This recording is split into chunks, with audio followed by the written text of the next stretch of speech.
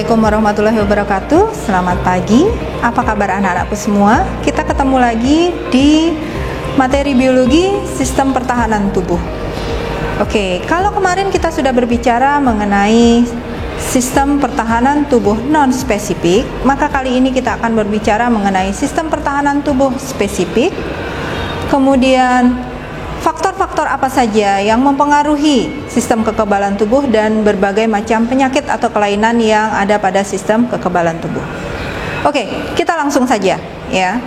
Sistem pertahanan spesifik merupakan sistem kompleks yang memberikan respon imun terhadap antigen yang spesifik.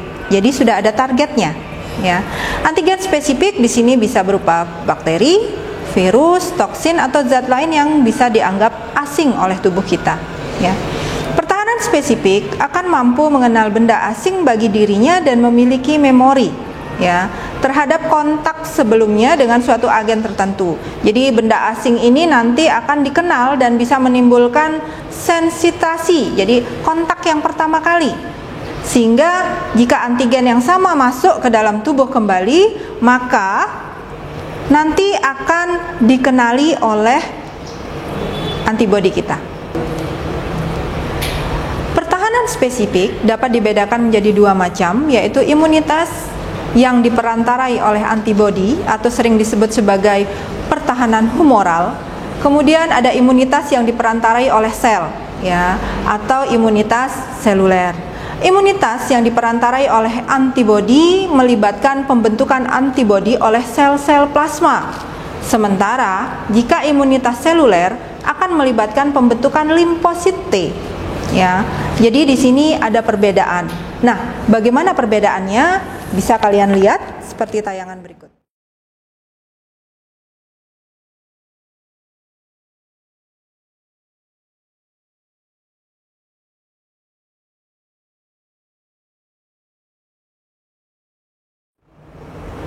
Ya, itu tadi perbedaan tentang humoral atau imunitas humoral dan imunitas seluler. Berbicara mengenai imunitas, maka kita pasti akan berbicara mengenai sel-sel yang terlibat aktif di dalam imunitas. Sel-sel yang terlibat aktif di situ ada sel B, ya, berasal dari limfosit B. Kemudian juga ada sel T, ya, ada juga makrofag, dan yang terakhir ada sel pembunuh alami atau sering dikenal sebagai natural killer cell. Kita lihat satu-satu ya. Sel B atau limfosit B yaitu limfosit yang berfungsi untuk membentuk antibodi untuk melawan antigen. Sel B ini ada dua macam, yaitu sel B yang terdapat pada organ limfa ya. Jadi di sini berupa sel-sel plasma. Kemudian ada sel memori ya. Sel memori B adalah sel yang berasal dari pecahan limfosit B yang teraktivasi dan tidak terdiferensiasi ya. Kemudian masuk ke sel T, jadi dari limfosit T, jadi di sini ada timus ya. Sel T berupa sel darah putih limfosit yang mampu mengenali dan membedakan jenis antigen atau patogen yang spesifik. Ada 3 jenis sel T ya. Jadi di sini sel T itu akan memproduksi limfokin ya. Limfokin ini berfungsi untuk membantu limfosit B mengenali antigen dan meningkatkan aktivitas makrofag memakan antigen. Sel T dibedakan menjadi 3, yaitu sel T sitotoksik atau sering disebut sebagai sel T pembunuh ya. Biasanya digunakan untuk mengenali dan menghancurkan sel yang memperlihatkan antigen asing pada bagian permukaan sel ya. Kemudian ada sel T penolong atau helper ya. Biasanya sel ini tidak berperan langsung dalam pembunuhan sel, tapi berfungsi untuk mengenali antigen yang hanya ditemukan pada beberapa jenis sel-sel tertentu. Kemudian ada sel T suppresor. Sel T suppresor ini diaktifasi oleh sel T helper sehingga akan menekan sel B dan sel T. Kemudian ada makrofag ya. Makrofag merupakan sel fagosit besar yang ada di dalam jaringan biasanya berasal dari perkembangan sel darah putih monosit yang diproduksi oleh sumsum tulang belakang. Dan fungsinya menelan antigen atau bakteri yang dihancurkan secara enzimatik. Makrofag akan mencerna antigen untuk menghasilkan fragmen dan determinan antigen, sehingga nanti akan diletakkan fragmen tersebut pada permukaan selnya. Nah, kalau sudah terjadi kontak, nanti akan mengaktifkan limfosit T. Kemudian yang terakhir ada sel pembunuh alami atau natural killer cell, ya, merupakan sekumpulan limfosit non T dan non B yang bersifat sitotoksin. Jadi sel ini tidak perlu berinteraksi dengan antigen lain, ya, untuk menghasilkan sel-sel tertentu. Sel NK ini berperan untuk menghancurkan sel-sel kanker pada lokasi utama virus, jamur, dan parasit lainnya. Oke, tadi kita sudah berbicara tentang imunitas humoral dan seluler beserta sel-sel yang berperan dalam respon imunitas. Nah, sekarang kita akan berbicara mengenai faktor-faktor yang mempengaruhi imunitas. Faktor-faktor yang mempengaruhi imunitas itu ada genetik, ya. Genetik di sini biasanya seseorang misalnya memiliki penyakit diabetes mellitus itu akan berisiko menderita penyakit tersebut seumur hidupnya, ya. Jadi penyakit ini dipengaruhi oleh genetik. Contoh lainnya bisa berupa alergi, ya, kanker. Selain genetik ada fisiologis. Fisiologis di sini berarti melibatkan fungsi dari organ-organ tubuh. Contoh, berat badan yang berlebihan. Jika berat badan berlebihan bisa menyebabkan sirkulasi darah menjadi kurang lancar, sehingga kerentanan terhadap penyakit itu lebih besar. Kemudian ada stres.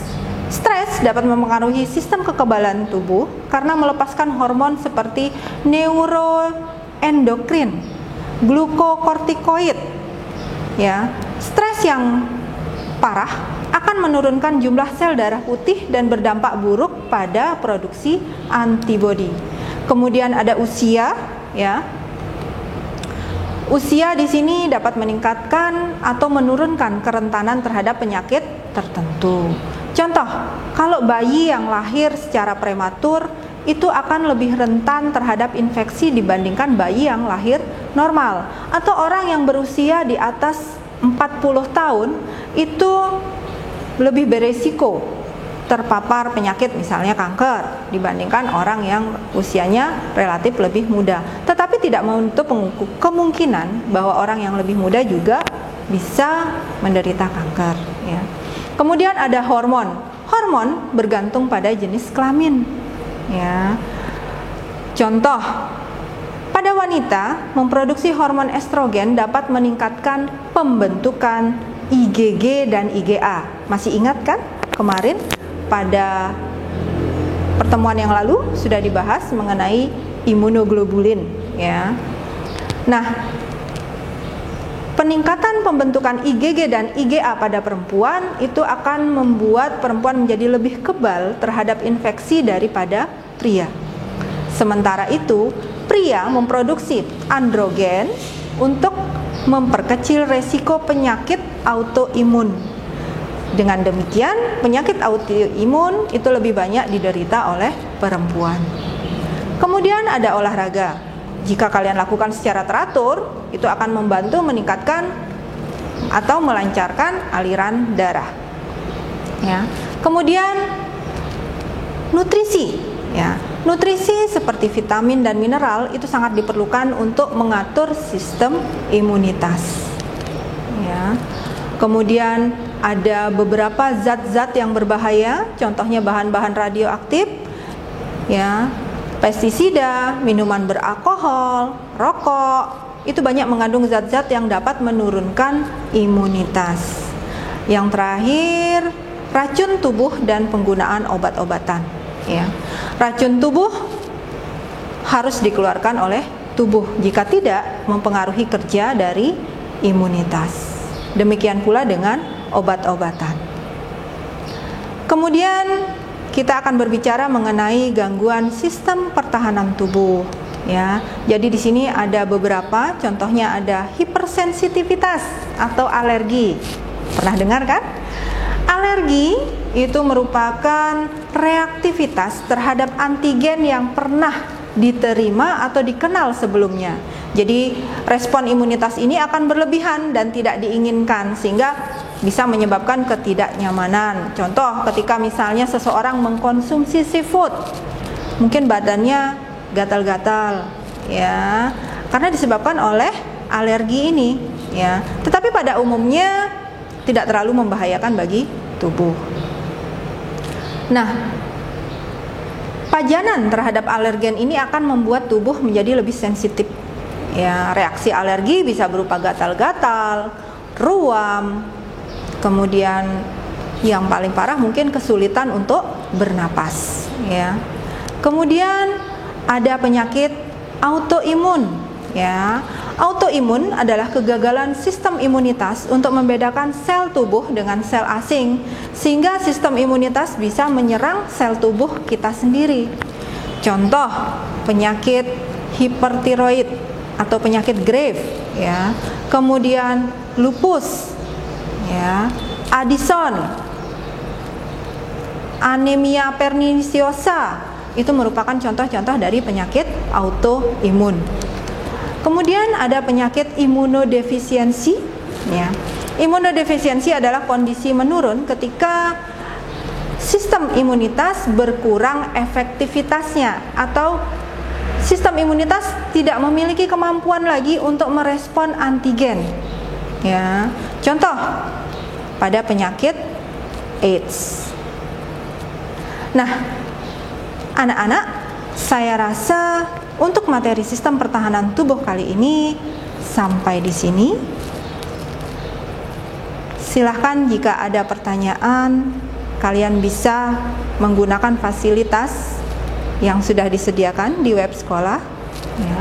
Kemudian untuk latihan soal, kalian bisa melihat di alamat di bawah ini. Terima kasih semuanya, tetap semangat. Wassalamualaikum warahmatullahi wabarakatuh.